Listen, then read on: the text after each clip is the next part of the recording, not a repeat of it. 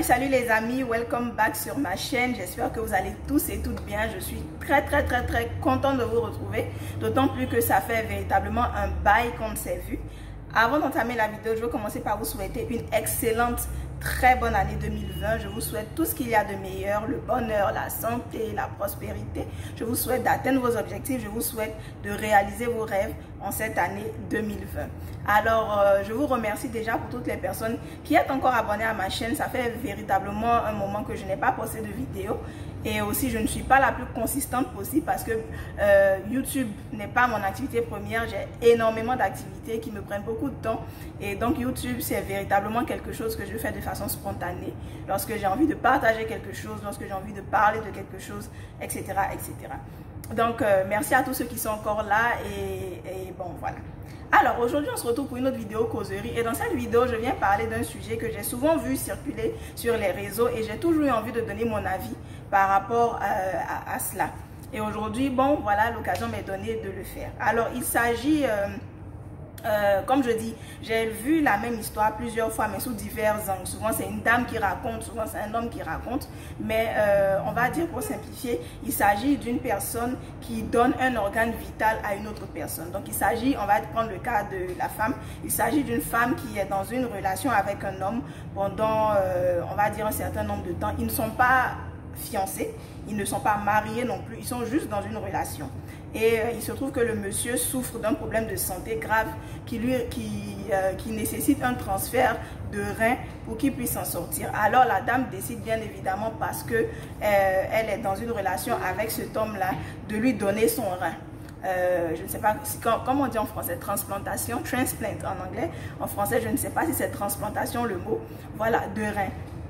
Et donc, elle subit la procédure pour permettre à l'homme d'avoir un rein fonctionnel et de pouvoir demeurer en vie.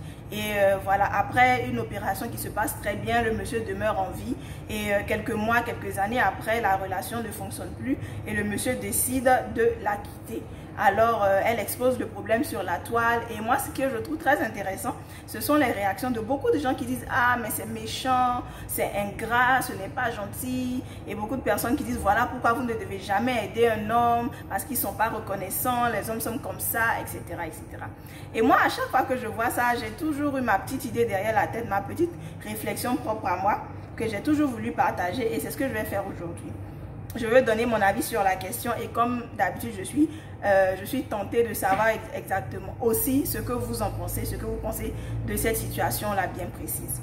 Alors, pour commencer, j'aimerais dire que donner un organe vital à quelqu'un, un rein, une greffe de peau, etc., etc. En tout cas, faire un don d'organe à une personne, dans la majeure partie des cas, je pense que c'est d'abord parce qu'on tient à cette personne. C'est parce qu'on aime cette personne et c'est parce qu'on veut pouvoir contribuer à voir cette personne-là rester en vie.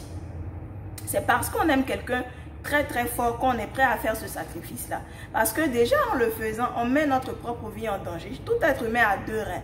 Donc, si vous donnez un rein qui est fonctionnel à une personne qui a par exemple une insuffisance rénale, rien ne vous dit que demain, vous aussi, vous n'allez pas souffrir de cette même maladie. Donc, comme vous êtes encore en vie et que vous n'êtes pas immunisé contre la maladie, vous ne savez pas ce qui peut vous arriver dans le futur. Donc, le fait de, malgré cela, donner un rein fonctionnel à quelqu'un qui en a besoin, ça veut dire que véritablement, vous aimez cette personne parce que vous êtes prêt à mettre votre vie entre griffes en danger pour sauver cette personne. Ça veut dire que c'est une personne à laquelle vous tenez. Mais ce que j'aimerais dire, c'est que lorsque vous vous engagez dans ce genre d'activité, lorsque vous vous engagez dans tout don même que vous faites, dans toute bonne action que vous posez, il est important de le faire avec le détachement. Et qu'est-ce que je veux dire par là? Il est important de le faire en n'attendant pas en retour quelque chose de la personne. C'est vrai qu'on le dit souvent que oui, le bienfait doit être fait sans arrière-pensée, sans attendre quelque chose en retour. Mais il faut qu'on se dise la vérité. C'est très difficile pour les êtres humains que nous sommes de faire du bien sans attendre quelque chose en retour. On peut peut-être ne pas attendre de l'argent, on peut peut-être ne pas attendre une rémunération, mais en général, dans la majeure partie des cas, on s'attend toujours à un peu de gratitude. C'est la raison pour laquelle lorsqu'on fait quelque chose pour quelqu'un et que le lendemain ou un peu de temps après, cette personne se comporte envers nous comme si elle ne nous connaissait pas, comme si on ne l'avait jamais aidé, en général, on a mal. Parce qu'on se dit, mais moi, je t'ai aidé hier, je t'ai aidé avant-hier. Quand tu as eu besoin de moi, j'étais là pour toi. Et aujourd'hui, voilà comment tu te comportes vis-à-vis de moi. Donc, la majorité des personnes, lorsqu'elles font du bien, elles s'attendent à quelque chose en retour. Même si ce n'est pas de la même nature que ce qu'elles ont donné, au moins elles s'attendent à de la gratitude vis-à-vis de venant de la personne à laquelle elles ont fait ce don-là. Et ça, c'est comme ça, c'est la nature de l'être humain. Mais pour revenir au sujet du jour, lorsqu'il s'agit de donner un organe vital, lorsqu'il s'agit de donner un rein, lorsqu'il s'agit de donner quelque chose dont vous vous privez ou vous mettez vous-même entre griffes votre vie en danger pour sauver quelqu'un, il est 2 fois plus important de ne pas attendre quelque chose en retour. Pourquoi je dis cela? Parce que si vous attendez quelque chose de fort en retour, si vous attendez en griffe, surtout lorsqu'il s'agit d'une relation amoureuse, une loyauté vis-à-vis de la personne, vous risquez de rencontrer des problèmes dans le futur. Comme j'ai dit au départ, c'est bien vrai que lorsqu'on le fait, c'est parce qu'on aime cette personne. Donc le fait que vous décidiez de faire ce sacrifice-là pour cette personne veut dire que vous l'aimez, veut dire que vous voyez cette personne-là dans votre futur, dans votre avenir. Parce que si vous ne pensiez pas que cette personne allait être dans votre futur, peut-être que vous n'auriez pas fait ce sacrifice. Mais c'est parce que vous voyez cette personne dans votre futur, dans votre avenir, que vous dites, je décide de faire le sacrifice pour que cette personne-là soit encore avec moi. Mais dans ces cas, comme j'ai dit, où il s'agit de 2 personnes qui ne sont même pas, par exemple, mariées. En général encore, même quand on est marié, même si ça ne garantit rien parce que l'être humain est changeant, mais encore quand on est unis par le lien du mariage, en général, on est dans ce lien-là pour la vie. On se dit qu'on est ensemble pour la vie. Donc on se dit, voici mon compagnon de vie, voici mon partenaire de vie, voici mon copilote de vie. Mais lorsqu'il s'agit d'un copain, d'une copine, d'un petit ami, d'une petite amie, si vous savez qu'en faisant ce sacrifice, vous espérez que la personne demeure avec vous pour toute sa vie, alors ne le faites pas. Ne le faites pas tout simplement parce que l'être humain est changeant et vous ne pouvez pas vouloir acheter la vie de quelqu'un, vous ne pouvez pas vouloir acheter la loyauté de quelqu'un. On dira, peut-être d'aucuns diront, mais j'ai quand même permis que la personne demeure en vie. Et moi, l'idée qui me vient, c'est que vous pouvez donner votre rein à quelqu'un. On peut faire une transplantation à cette personne. La transplantation, n'est-ce pas, peut être fructueuse. La personne peut se remettre de l'opération. On peut vous dire, ah, félicitations, vous avez donné un rein. Et grâce au rein que vous avez donné, la personne est maintenue en vie. Mais quand la personne va sortir de l'hôpital en rentrant chez elle, elle peut être cognée par une voiture et puis mourir. Qu'est-ce que je veux dire par là? Le souffle de vie, c'est Dieu qui le donne et c'est Dieu qui le garantit.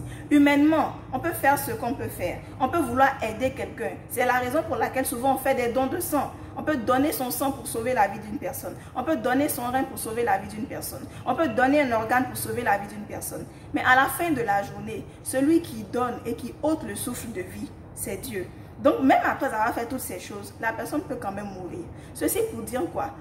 Il ne faudrait pas donc dire parce que je t'ai donné mon rein, parce que je t'ai donné mon sang, c'est moi qui ai sauvé ta vie. C'est grâce à moi que tu es en vie. Et du coup, à cause de cela, tu me dois une loyauté sans faille et tu dois demeurer à mes côtés jusqu'à la fin de tes jours. En ce moment-là, vous êtes en train de rentrer dans une relation qui est fausse.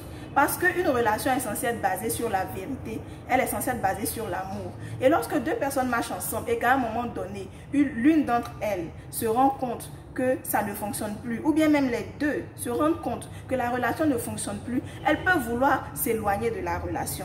Alors il ne faut pas que ce que vous avez fait pour cette personne comme un service rendu devienne un moyen de pression pour maintenir la personne là, pour dire oui, si ça n'avait pas été moi, tu serais déjà morte. Aujourd'hui que tu as envie grâce à moi, maintenant tu veux me quitter pour aller te mettre avec quelqu'un d'autre.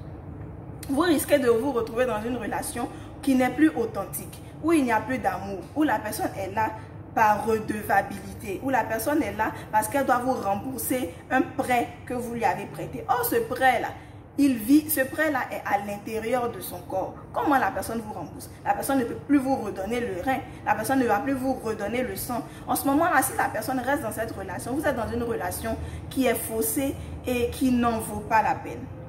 Si vous êtes avec quelqu'un, quel que soit le sacrifice que vous avez fait pour cette personne, quel que soit comme je dis, voilà, les sacrifices que vous avez fait pour cette personne, si à un moment donné de la relation, vous vous rendez compte que cette personne ne vous aime plus, que la personne n'est plus à l'aise dans la relation et qu'elle veut partir, laissez-la partir. N'utilisez pas ce que vous avez fait pour elle comme un moyen de pression pour la maintenir attachée à vous. Parce que la relation en ce moment-là n'est plus saine. Elle devient du marchandage, elle devient du blackmail comme on dit, elle devient du chantage. Et moi, c'est véritablement le message que j'aimerais passer. C'est pourquoi, quand je vois certaines personnes dire oui, il ne faut jamais faire confiance aux hommes, il ne faut jamais faire confiance aux femmes, les gens sont mauvais, les gens sont ingrats, tu vas venir donner ton sang à quelqu'un, tu vas venir donner ton rein à quelqu'un, voici ce qu'il va faire. En donnant ton rein, tu as fait ce que tu pensais être bon. Tu as contribué à sauver une vie. Il y a des gens qui font des dons d'organes et ces organes-là vont à des personnes qui ne connaissent même pas. Donc, tu as contribué à sauver une vie. Que Dieu te bénisse pour ça et je pense que Dieu pourra se souvenir de cet effort-là que tu as fait. Mais n'utilise pas cela comme un moyen de pression sur la personne. N'utilise pas cela pour maintenir la personne dans une prison. Et ça, quand je le dis, je ne m'adresse pas aux personnes qui pensent que c'est normal de forcer quelqu'un à être avec soi. Parce qu'il y a des personnes, par exemple, qui vont voir des marabouts, des féticheurs pour lancer des sorts à des personnes pour que ces personnes-là les aiment. Elles savent très bien que l'amour qu'elles reçoivent dans ces conditions-là n'est pas un amour authentique. Elles savent très bien que c'est un amour qui est forcé. Elles savent très bien que c'est un amour qui est influencé. Mais ça ne les dérange pas. Donc, ce genre de personnes-là ne peut pas comprendre ce que je suis en train de dire maintenant. Parce que dans leur esprit, la fin justifie les moyens. On peut tout faire tant que la personne est à nos côtés. Mais je parle de personnes qui veulent être dans une relation authentique, qui veulent être dans une relation qui est véritable, qui est vraie et qui est réelle. Lorsque vous faites du bien à quelqu'un, lorsque vous contribuez à sauver la vie de quelqu'un, rappelez-vous qu'à la fin de la journée, le souffle de vie, c'est Dieu qui le donne. Et si tout ce que vous avez fait pour cette personne n'est pas reconnaissante, alors Dieu, lui, saura vous récompenser. Et si vous l'avez fait pour cette personne en pensant que cette personne allait demeurer avec vous pour toute la vie, vous avez fait parce que vous aviez des projets d'avenir avec cette personne et qu'à un moment donné, vous vous rendez compte que la personne veut vous lâcher, la personne veut partir, vous-même évaluez votre bonheur. Est-ce que ça vaut la peine de rester avec quelqu'un qui n'est plus heureux avec vous, mais qui est là juste par redevabilité, qui est là juste parce que vous lui faites du chantage? Ça n'en vaut pas la peine. C'est mieux de libérer la personne et d'être heureux. Tant que Dieu vous a permis de demeurer en vie, tant que Dieu vous a permis d'être sain et sauf, vous pouvez toujours vous reconstruire. Et même dans les mariages, ça peut exister. Il y a des mariages où après 15, 20, 30 ans, les personnes se séparent. Alors, peut-être même que vous l'avez fait pour votre époux. Peut-être que vous l'avez même fait pour votre épouse. Et aujourd'hui, la personne a décidé qu'elle veut partir. Et souvent, on se dit, après tout ce que j'ai fait pour toi, oui, c'est vrai, vous avez fait toutes ces choses pour cette personne. Et vous devez tenter, tant que faire se peut, de conserver votre relation. Mais si véritablement la personne veut partir, ne lui faites pas de chantage. Et ça m'amène à dire, lorsque vous voulez prendre ce genre de décision tellement importante comme donner un organe, réfléchissez. Si vous savez que en donnant cela, vous voulez conditionner la personne, alors comme je le dis, ne le faites pas. Parce qu'on ne peut pas être propriétaire de la vie d'autrui. On ne peut pas être manipulateur de la vie d'autrui. Chacun est libre. Même Dieu qui nous a créés, il nous dit dans sa parole, je mets devant vous la vie et la mort. Choisissez la vie. C'est pour dire que Dieu même qui est notre créateur, il aurait pu nous imposer un chemin, mais il nous donne le choix. On ne peut jamais maîtriser l'être humain. Donc si vous savez en âme et conscience que vous ne pourrez pas supporter que cette personne-là se détourne de vous dans le futur, alors ne le faites pas pour laisser à cette personne-là le choix d'avoir sa liberté. Mais si vous savez qu'en le faisant, vous êtes en train de contribuer à sauver une vie et que cela n'est aucunement un moyen de pression, de chantage sur la personne et que même si la personne n'est plus avec vous demain, vous serez quand même heureux parce que vous avez contribué à sauver la vie de quelqu'un, alors faites-le juste comme une personne qui a aidé à maintenir une autre personne en vie. Et comme je dis, Dieu saura vous récompenser. Alors moi, voilà le message en fait que j'aimerais passer par rapport à ce sujet bien donné. Voilà, je ne vais pas être trop longue, c'est un peu mon point de vue là-dessus. Comme d'habitude, je suis curieuse de savoir ce que vous en pensez, quels sont vos avis, qu'auriez-vous fait dans ces cas-là, qu'est-ce que vous pensez de ce genre de situation. Laissez-moi les commentaires en bas et on discute. Alors les amis, on se retrouve très bientôt pour une prochaine vidéo causerie. Si vous avez des sujets, n'hésitez pas à me les emmener soit par email à vpoloror@gmail.com ou alors vous pouvez me les envoyer me les laisser dans les commentaires et puis on pourra aussi faire des vidéos là-dessus. Et d'ici la prochaine fois, que Dieu vous garde, bisous.